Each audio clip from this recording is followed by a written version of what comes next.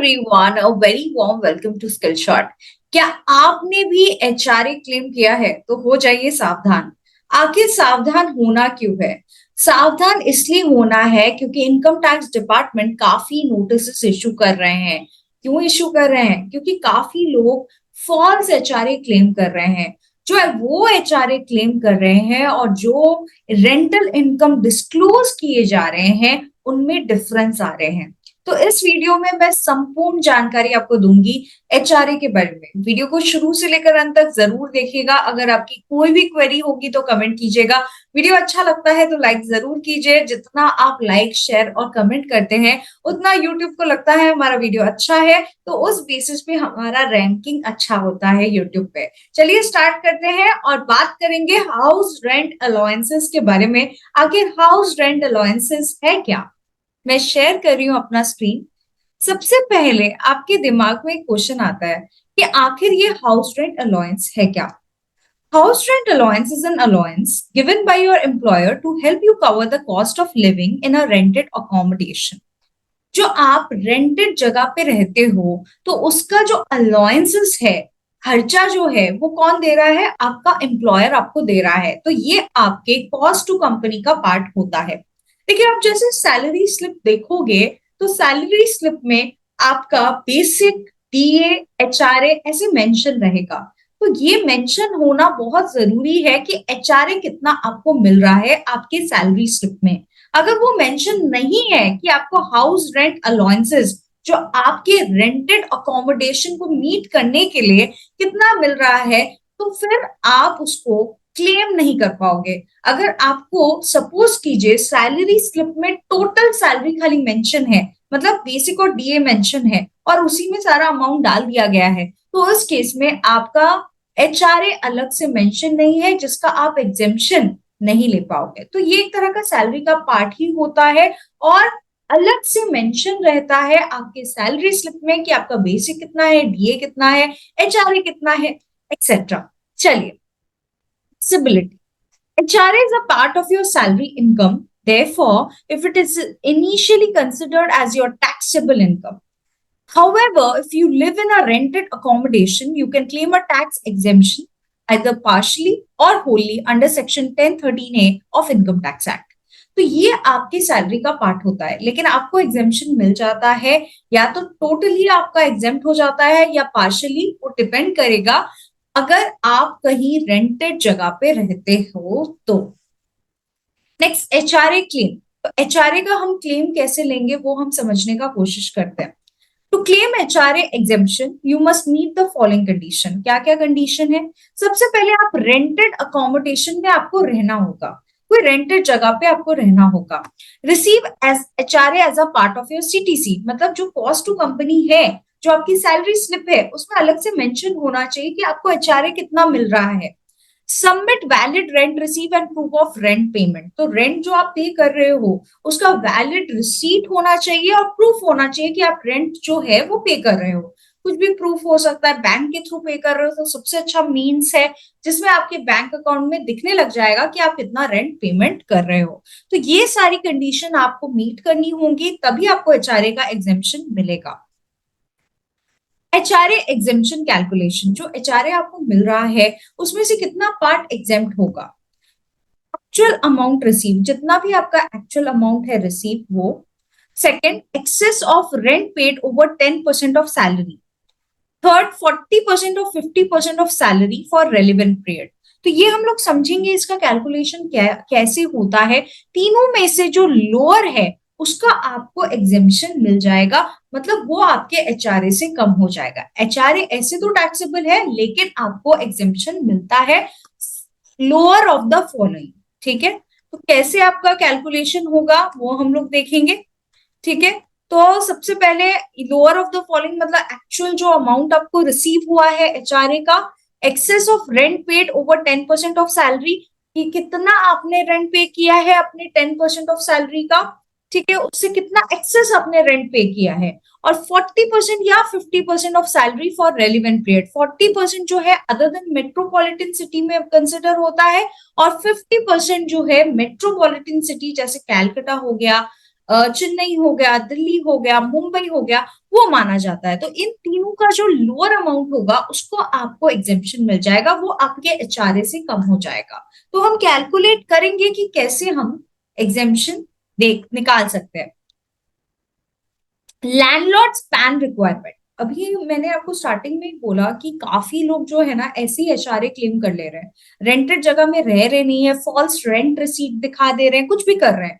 तो उस केस में गवर्नमेंट ने एक चीज लाया जिसमें उसने बोला कि अगर आप हाउस को रेंट पे लेते हो और आप एनुअली 1 लाख से ज्यादा पेमेंट कर रहे हो, तो आपको लैंडलॉर्ड का पैन जो है वो दिखाना पड़ेगा, मतलब पैन नंबर कोट करना पड़ेगा अगर 1 लाख से ज्यादा आप पेमेंट करते हो तो। एचआरए का मतलब, एचआरए मतलब रेंट का अगर आप पेमेंट कर रहे हो तो उस केस में लैंडलॉर्ड का पैन नंबर आपको कोट करना पड़ेगा, नहीं तो आपको एचआरए का एग्जेम्पशन नहीं मिलेगा।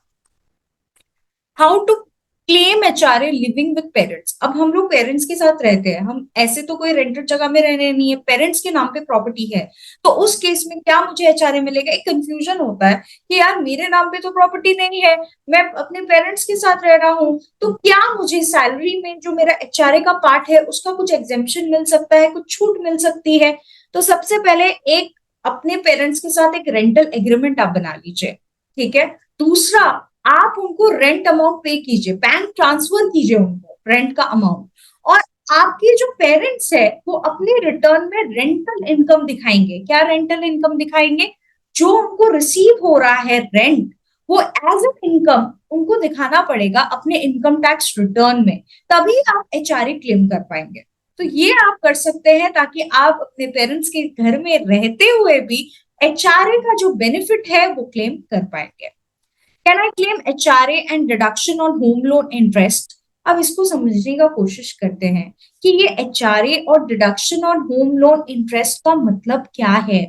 जैसे सपोज कीजिए कि मेरा जो है घर है, मैंने घर के लिए लोन लिया है, लेकिन मैं कहीं और पे रेंटेड जगह पे रह रहा हूं, मतलब एक घर मैं बनवा रही हूँ और एक रेंटेड जगह पे भी रह रही हूँ। तो उस केस में क्या जो इंटरेस्ट ऑन होम लोन है प्लस जो एचआरए है, दोनों मुझे बेनिफिट मिल सकता है? हाउस रेंट अलाउंसेस भी मुझे मिल सकते हैं? ये हमको समझना है। तो सबसे पहले, rented house and own house और लोकेटेड इन सेम सिटी, अगर आप सेम सिटी में ही आपका खुद का घर है और रेंटेड घर है, तो आपको एक वैलिड रीजन बताना पड़ेगा कि ये जो है आप क्यों एचआरए क्लेम कर रहे हैं, क्यों रेंटेड जगह में रह रहे हैं। हो सकता है कि आपके ऑफिस से रेंटेड जगह पास में हो, इसलिए आप रेंट लेके रह रहे हैं। तो ये थोड़ा डिबेटेबल टॉपिक है कि कैसे आप जस्टिफाई करोगे कि घर होने के बावजूद आप क्यों रेंटेड जगह में रह रहे हो। अगर दूसरे सिटी में आपका घर है और आप दूसरे सिटी में रेंटेड हाउस में रह रहे हैं, तो आप उस केस में एचआरए क्लेम कर सकते हैं, आप एग्जेम्पशन ले सकते हैं, छूट ले सकते हैं, तो ये भी बेनिफिट आपको मिल जाएगा। तो एचआरए क्लेम करने के लिए जरूरी नहीं कि अगर मेरा घर है तो मैं एचआरए क्लेम नहीं कर सकता, ऑब्वियसली मैं कर सकता हूं। अगर मैं रेंटेड जगह पे रह रही हूँ तो उस केस में मैं कर पाऊंगी, अगर वैलिड रीजन है। अगर दूसरे शहर में मैं रेंटेड जगह में रह रही हूँ तो मैं एचआरए का जो एग्जेम्पशन है, जो छूट है, वो क्लेम कर सकती हूँ। एचआरए का एक सम मैंने लिया है ताकि आपको समझ में आए, क्योंकि मैंने आपको खाली ऊपर ऊपर थोड़ा बताया था। अभी तक मैं एकदम नटशेल में आपको बताऊं तो एचआरए क्या है। एचआरए अगर मैं बोलूं तो ये सैलरी का पार्ट है, जो मेरे सैलरी स्लिप में अलग से मेंशन होता है, हाउस रेंट अलाउंसेस, जो एम्प्लॉयर के लिए कॉस्ट है और मेरे लिए जो है बेनिफिट है जो एम्प्लॉयर मुझे दे रहा है। अगर मैं रेंटेड जगह में रहती हूँ तो मुझे इसका एग्जेम्पशन मिलता है, छूट मिलता है, या तो फुल्ली छूट हो जाता है या पार्शियली छूट हो जाता है। ऐसे ये टैक्सेबल है अगर मैं रेंटेड जगह पे नहीं रह रही हूं तो। ठीक है। अब अगर मैं 1 लाख से ज्यादा रेंट अपने लैंडलॉर्ड को पे कर रही हूं तो एचआरए का एग्जेम्पशन लेने के लिए मुझे पैन नंबर कोट करना पड़ेगा। अगर मैं पैन नंबर नहीं कोट करती तो प्रॉब्लम हो सकता है। और फॉल्स एचआरए अगर मैं क्लेम करती हूं तो मुझे नोटिस आ सकते हैं और मुझे डॉक्यूमेंट्री एविडेंस देना पड़ेगा कि मेरे पास रेंट का रिसीट है या नहीं है। अगर मेरे पास रेंट का रिसीट नहीं होगा तो ऑब्वियसली अगर मेरे बैंक से किसी को रेंट का पेमेंट नहीं हो रहा है तो प्रॉब्लम हो सकता है। ठीक है। तो चलिए कैसे हम कैलकुलेट करेंगे एचआरए का एग्जेम्पशन को। एचआरए ऐसे मेरी सैलरी का पार्ट है, लेकिन कुछ पार्ट मुझे छूट मिल जाता है, तो छूट कैसे हम करेंगे। सबसे पहले mister Rajkumar has the following receipt from his employer. उसको बेसिक सैलरी मिल रहा है 40,000 का, डियरनेस अलाउंस मिल रहा है 6,000 का, कमीशन 50,000 का मिल रहा है, एचआरए कितना मिल रहा है 15,000 रुपया। तो हमको कैसे कैलकुलेट करना है देखते हैं। तो आपने देखा होगा कि बेसिक पे है 40,000, डियरनेस है 6,000, कमीशन है 50,000 और एचआरए 15,000 पर मंथ है। तो उसने रेंट कितना पे किया है 16,000 पर मंथ। तो हम कैसे निकालेंगे। ठीक है, एचआरए कैलकुलेट करने के लिए अमाउंट कितना रिसीव हो रहा है पहले देखते हैं कि एचआरए का जो अमाउंट है हमारा कितना है। एचआरए का 15,000 पर मंथ, 15,000 पर मंथ मतलब साल का कितना, इक्वल्स टू 15,000 इंटू 12। तो ये 1,80,000 मुझे एक्चुअल में एचआरए मिल रहा है। Excess of rent paid over 10% of salary. तो आपका 10% ऑफ सैलरी अगर हम निकाले तो सैलरी क्या माना गया है एचआरए के लिए। सैलरी का मतलब है बेसिक प्लस डीए। अगर वो मेरे रिटायरमेंट बेनिफिट का पार्ट है तो मेरे डीए भी लूंगी, और कमीशन तभी लूंगी जब वो टर्नओवर का कुछ परसेंटेज है, लेकिन टर्नओवर का यहाँ पर कुछ परसेंटेज नहीं है, तो सिर्फ और सिर्फ मैं बेसिक और डीए ही लूंगी। तो बेसिक और डीए अगर हम देखें तो हमारा बेसिक कितना है 40,000, प्लस अगर हम डीए की बात करें तो 6,000 है। तो इसको अगर हम 12 से मल्टीप्लाई करें तो हमारा सैलरी इतना है, सैलरी इतना हमारा आ रहा है। तो उसका 10% अगर हम करें इक्वल्स टू दिस इंटू 10%,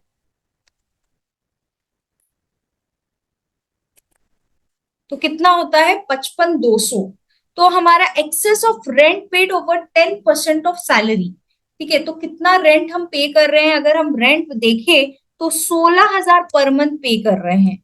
तो 16,000 इंटू 12 माइनस ये, तो ये आ गया मेरा एक्सेस ऑफ रेंट, मतलब हम कितना रेंट ज्यादा पे कर रहे हैं, हमारे 10% ऑफ सैलरी से कितना ज्यादा रेंट हम पे कर रहे हैं।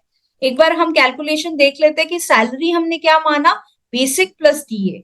बेसिक प्लस डीए, अगर डीए मेरे रिटायरमेंट बेनिफिट का पार्ट है तो इंटू 12 मैंने कर लिया, और फिर उसके बाद मैंने ऐसी कैलकुलेशन कर दी।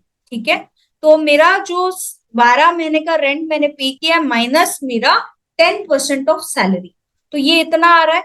अब 40% और 50% of salary for relevant period.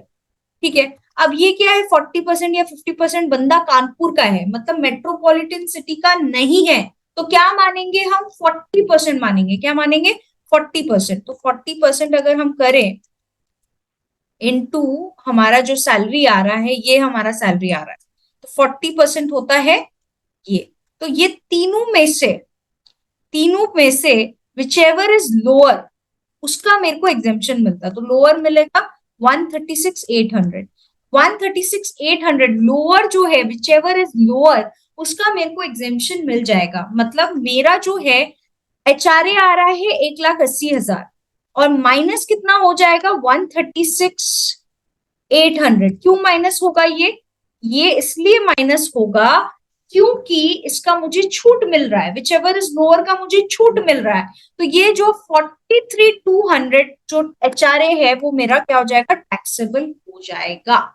ठीक है, तो एचआरए याद रखिएगा ओल्ड टैक्स रिजीम में एग्जेम्प्ट होता है, न्यू टैक्स रिजीम में इसका एग्जेम्पशन हमको नहीं मिलता है। ठीक है, तो ऐसे 43,200 जो है ये मेरा टैक्सेबल होगा, 136,800 विच एवर इज लोअर वो मेरा क्या हो जाएगा एग्जेम्प्ट हो जाएगा। तो ऐसे हम कैलकुलेट करते हैं। तो सबसे इंपॉर्टेंट है ये जानना कि एचआरए हम कैसे कैलकुलेट कर सकते हैं, लेकिन कैलकुलेट तो कर लिए लेकिन फॉल्स क्लेम नहीं करना है। अब बहुत सारा क्या हो रहा है ना, क्या दिक्कत हो रहा है ना कि बहुत लोग ऐसे ही दिखा दे रहे हैं, हाँ मेरा एचआरए है, गलती से किसी और का पैन, गलती से क्या जानबूझ के किसी और का पैन नंबर कोट कर दे रहे हैं, किसी लैंडलॉर्ड का पैन नंबर कोट कर दिया, तो बेचारा वो तो फंस गया ना, उसका तो इनकम नहीं है, लेकिन आपने गलती से उसका पैन नंबर जानबूझ के उसका पैन नंबर कोट कर दिया, तो वो क्या करेगा।